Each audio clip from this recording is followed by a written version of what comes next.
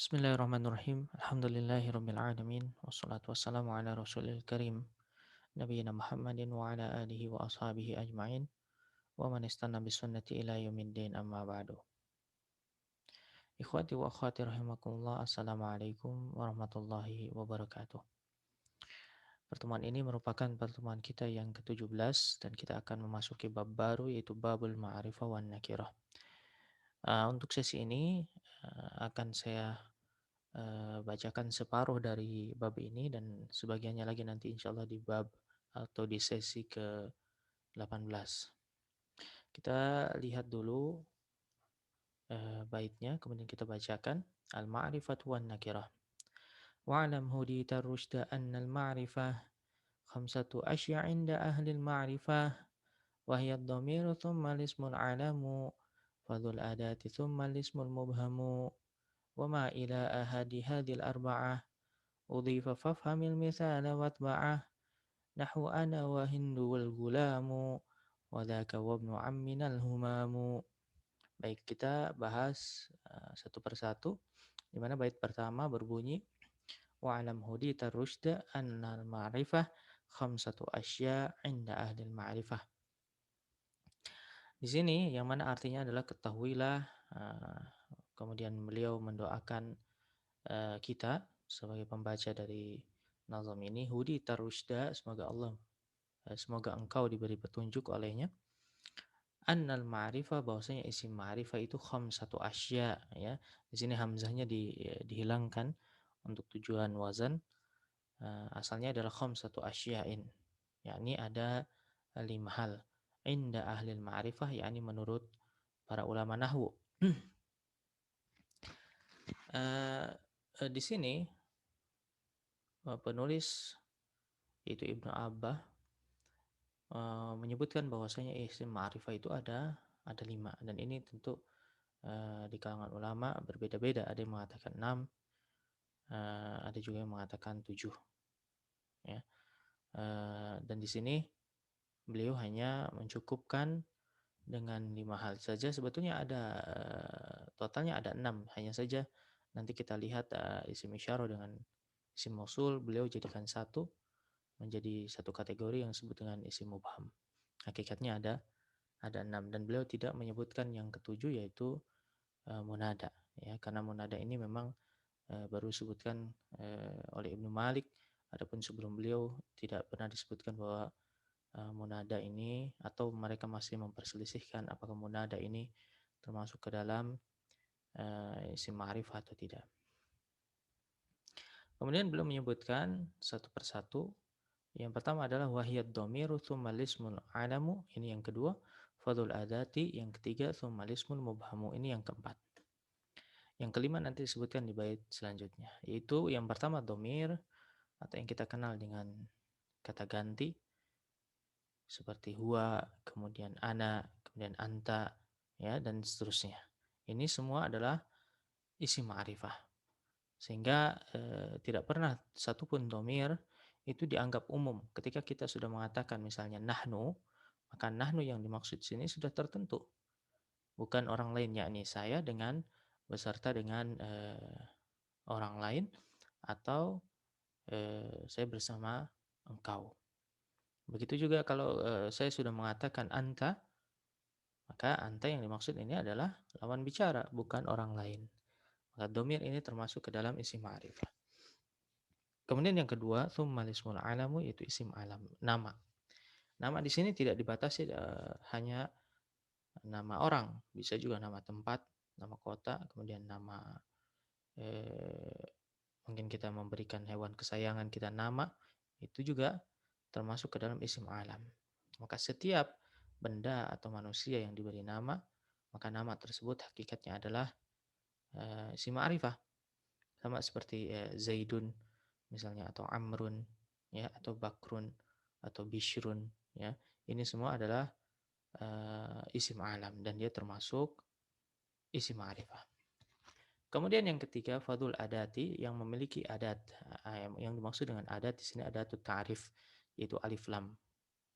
Sehingga setiap isim yang dia diberi alif lam, maka tentu dia menjadi ma'rifah. menjadi tertentu.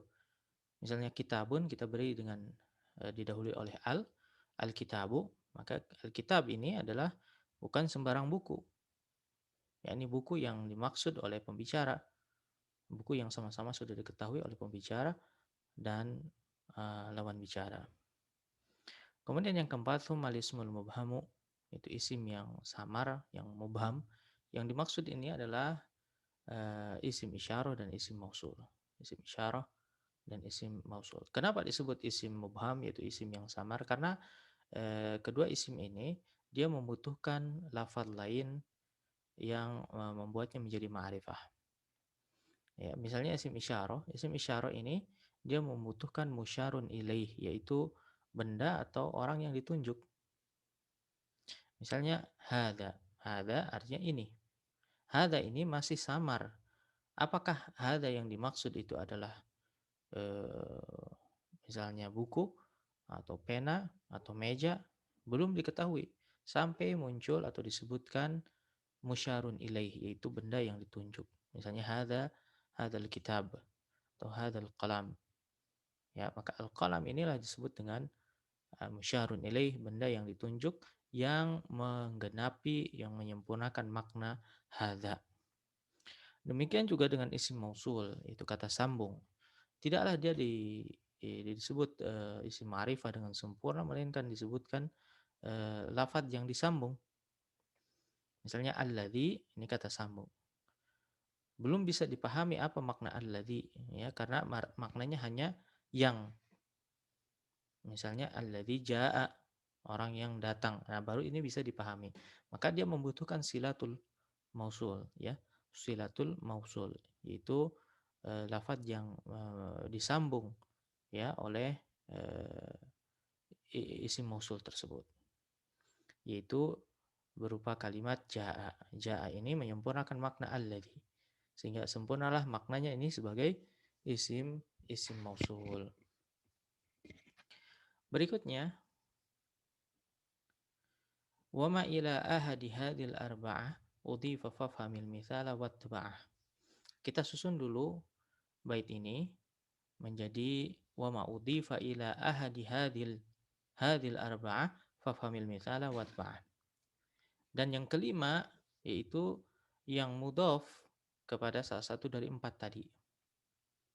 Yakni dia diidhofahkan kepada domir, atau dia diidhofahkan kepada isim alam, atau diidhofahkan kepada isim yang bersambung dengan alif lam, atau diidhofahkan kepada isim mubham, yaitu isim isyarah atau isim mausul. Maka mudhof ini statusnya menjadi ma'rifah. Kenapa? Karena dia bersandar kepada isim ma'rifah. Ya, wa ma utifa ila ahadi hadil, hadi ini lafaz lain dari hadhihi, ya. Bisa hadi, bisa hadhihi. Menggunakan ha atau tanpa ha. Jadi kalau dia bisa dia diidhofahkan kepada salah satu dari empat isim ma'rifah tadi yang disebutkan, maka dia juga menjadi ma'rifah. Fafhamil misal, maka pahamilah contohnya. Pahamilah contoh. Dan ini memang contoh itu adalah suatu hal yang ringan, yang kadang-kadang kita menganggapnya kecil, padahal betapa banyak teori yang sedemikian sulitnya, ya, panjang lebar, itu akan selesai dengan sekejap kalau kita bawakan sebuah contoh. Ya, kadang kita masih bingung kalau hanya memahami teori-teori dan seterusnya. Akan tapi kalau kita sudah melihat satu contoh saja, insya Allah bisa kita terapkan kepada yang lainnya. Fafhamil mithala watba'ah, dan ikutilah contoh tersebut, ya. Jadi cukup sebetulnya sederhana untuk memahami kaidah-kaidah dalam nahwu. Pahami sebuah kalimat yang ada dalam bab tersebut yang paling mudah, yang paling sederhana, insya Allah bisa dikembangkan nantinya. Nah, ini metode yang hendak disampaikan oleh Ibnu Abbah. Kemudian berikutnya beliau memberikan contoh. Nahwu ana wa hindu wal gulamu wa dzaka wa ibnu amminal humamu. Beliau memberikan contoh semua di sini seperti aku, ana, ini adalah contoh untuk domir. Dia ma'rifah karena dia adalah domir. Wa hindu, hindu ini isim alam, nama seorang wanita. Boleh kita baca Hindu atau Hindun, ya, boleh dua-duanya. Meskipun yang paling utama adalah Hindu karena dia adalah ghairu munsharif. Kemudian yang ketiga wal ghulamu dan anak itu, kita lihat ada alif lam di depannya, ini menandakan bahwa anaknya ini bukan anak secara umum, kan tapi anak yang memang dimaksud oleh si pembicara. Wadaka ini adalah isim isyarah, masuk ke dalam isim mubham, artinya itu. Wabnu ammina al-humamu. Nah, ini adalah contoh untuk mudhof kepada isim ma'rifah. Kita perhatikan ibnu. Ibnu ini ya, dia nakirah asalnya, ya anak siapapun itu. Akan tetapi dia mudhof kepada am, yaitu paman. Dan paman di sini pun dia sebetulnya masih umum. Kalau kita katakan ibnu ammin, anak paman, paman siapapun itu tidak disebutkan, tidak dibatasi. Akan tetapi am ini juga dia mudhof kepada domir, yaitu na, wabnu ammina. Maka ammi ini ma'rifah. Mengapa? Karena dia mudhof kepada isim ma'rifah yaitu domir. Dan ibnu dia juga ikut menjadi ma'rifah. Kenapa? Karena dia mudhof kepada isim yang mudhof kepada isim ma'rifah. Ya, di sini eh, penulis seolah-olah ingin mengisyaratkan bahwasanya eh, ketika isim nakirah yang umum, ya nakirah itu lawan dari ma'rifah, insya Allah kita bahas setelah ini, dia mudhof kepada isim yang dia mudhof kepada isim ma'rifah, maka isim nakirah tersebut berubah menjadi ma'rifah meskipun dia tidak mudhof kepada isim ma'rifah secara langsung. Artinya dia harus melewati dulu ammi yang mudhof kepada domir. Maka semestinya isim yang langsung mudhof kepada domir itu harusnya lebih ma'rifah. Ya, karena beliau mau memberikan contoh bahwa isim yang mudhof kepada isim yang mudhof kepada ma'rifah saja dia bisa berubah menjadi ma'rifah, maka bagaimana kalau dia langsung mudhof kepada ma'rifah? Misalnya eh, ibni atau ibnuka, ya, maka ini tentu dia harusnya lebih ma'rifah.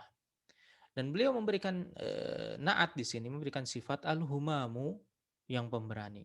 Al-humamu di sini dia naat atau sifat kepada ibnu karena dia sama-sama marfu. Ya, tidak mungkin al-humamu ini adalah naat dari ammi karena ammi ini majrur, maka tidak cocok i'rabnya. Demikian juga tidak mungkin al-humamu ini naat dari domir yaitu na karena na di sini juga majrur fi mahalli jar, maka tidak mungkin dia naat dari isim yang majrur. Maka dari itu al-humamu tidak lain adalah naat dari ibnu. Dan beliau berikan contoh, berikan lafaz naat di sini untuk menandakan bahwa ibnu di sini tidak lagi nakirah. Meskipun kita lihat secara kasat mata ibnu di sini dia tidak bersambung dengan alif lam. Mungkin sebagian akan mengira bahwa dia adalah nakirah. Padahal nyatanya dia ini adalah ma'rifah, ya. Meskipun dia mudhof kepada isim nakirah yaitu am, asalnya am ini nakirah. Nah, akan tetapi am ini mudhof kepada isim ma'rifah, maka dia menjadi ma'rifah. Demikian juga ini mengakibatkan ibnu menjadi ma'rifah. Maka al-humamu menandakan bahwa ibnu ini ma'rifah karena al-humamu adalah naat yang ma'rifah. Tidak mungkin naat ini ma'rifah dia mensifati isim nakirah. Karena ini tentu tidak sesuai, ya, tidak cocok. Maka al-humamu ini untuk menegaskan bahwasanya ibnu di sini bukan lagi isim nakirah melainkan dia adalah isim ma'rifah. Baik, itu yang bisa kita kaji untuk kesempatan kali ini. Maka kita akhiri dengan membaca ulang bait-bait yang telah kita bahas tadi. Al-ma'rifat wan nakirah. Wa'lam hudita rusyda anna al-ma'rifah khamsatu asya' inda ahli al-ma'rifah wa hiya ad-dhamiru thumma al-ismu al-alamu fadhul adati thumma al-ismu al-mubhamu wa ma ila ahadi hadhihi al-arba'ah udhifa fafhamil mithala watba'ah nahu ana wa hindu wal gulamu wa dhaka wa ibnu ammin al-humamu. Baik, itu saja yang bisa saya sampaikan. Wassallallahu ala nabiyina Muhammad wa ala alihi wa ashabihi wasallam.